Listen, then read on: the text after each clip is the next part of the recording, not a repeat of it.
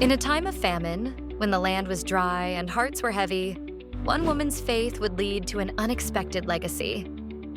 This is the story of Ruth, a woman who lost everything, but gained more than she could have imagined. Her story is one of grief, of grace, and of God's unfailing plan. Long ago in the land of Judah, a woman named Naomi fled a famine with her husband and 2 sons, settling in the land of Moab. Her sons married Moabite women.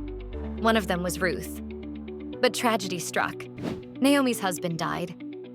Then, years later, both of her sons died too.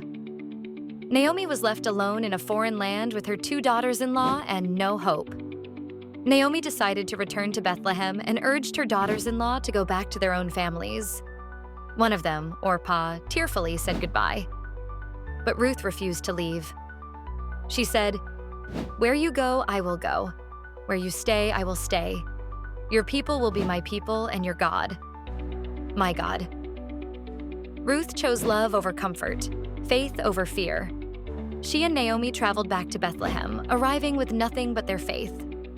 Ruth worked in the fields to provide food, gathering leftover grain. It was there she met Boaz, a kind man who had heard of Ruth's loyalty to Naomi. He made sure she was protected, offering her food and water as she worked. Boaz's kindness wasn't random. He was a family redeemer, someone who had the right to restore what Naomi had lost. Naomi saw God's hand in all of it and encouraged Ruth to go to Boaz and ask him to redeem their family. Boaz was deeply moved and agreed. Soon, Ruth and Boaz were married. They had a son named Obed.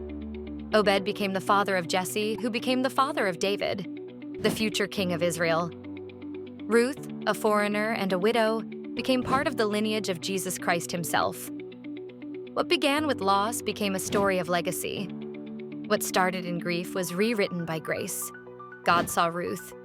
He honored her faith and used her in a way she could never have imagined. Her story reminds us that even when we feel forgotten or lost, God is still writing something beautiful.